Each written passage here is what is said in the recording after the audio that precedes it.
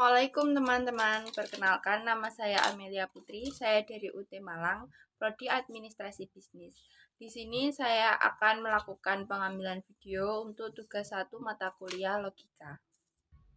Pada tugas pertama ini, di sini saya akan menjelaskan tentang term yang terbagi menjadi beberapa jenis dan juga contoh-contohnya. Yang pertama adalah pengertian term itu sendiri. Term adalah sebuah ungkapan pengertian dalam bentuk kata atau istilah. Term dalam logika dibagi menjadi beberapa jenis. Yang pertama adalah term singular. Term singular adalah term yang merujuk pada satu individu, benda, atau entitas tertentu secara spesifik. Sebagai contoh, seperti negara Indonesia, atau itu mobil, atau rumah. Itu adalah sebuah contoh yang spesifik. Yang kedua adalah term partikular. Term partikular ini adalah term yang menunjukkan sebagian dari keseluruhan tapi tidak seluruhnya. Term ini merujuk pada lebih dari satu, tetapi tidak pada semua entitas dari kelompoknya itu. Contoh, beberapa siswa, beberapa mahasiswa, atau beberapa masyarakat. Itu hanya menunjukkan beberapa, bukan semuanya. Yang ketiga adalah term universal.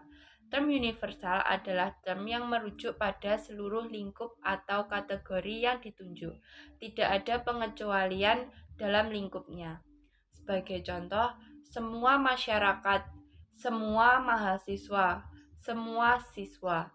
Itu menunjukkan keseluruhan dalam kelompoknya, bukan sebagian ataupun individu.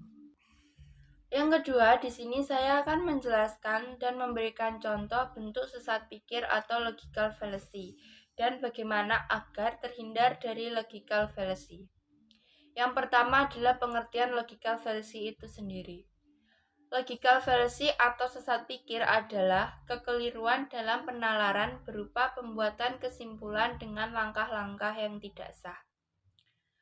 Karena melanggar kaidah-kaidah logika maupun berupa perbincangan yang bercorak menyesatkan karena sengaja atau tidak sengaja memasukkan hal-hal yang membuat kesimpulannya menjadi tidak sah.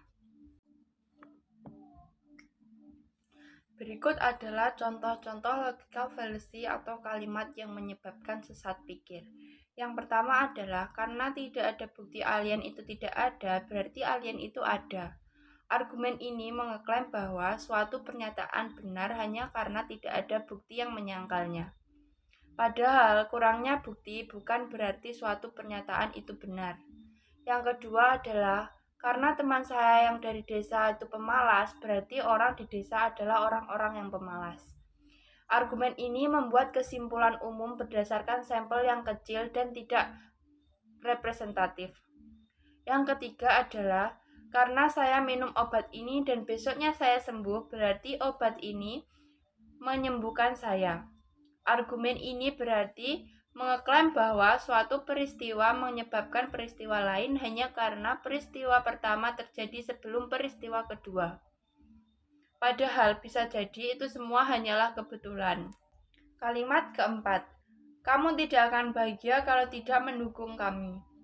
Argumen ini menggunakan emosi untuk meyakinkan orang, bahkan bukan karena fakta atau logika. Agar kita terhindar dari logical fallacy seperti contoh-contoh kalimat di atas, kita harus memahami terlebih dahulu apa yang akan disampaikan. Mulai dari pengertian, alasan, hingga bukti agar argumentasi kita relevan. Berikutnya adalah harus mengevaluasi sebuah informasi yang kita dapatkan. Berikut adalah tugas logika yang pertama. Terima kasih. Sekian dari saya. Wassalamualaikum warahmatullahi wabarakatuh.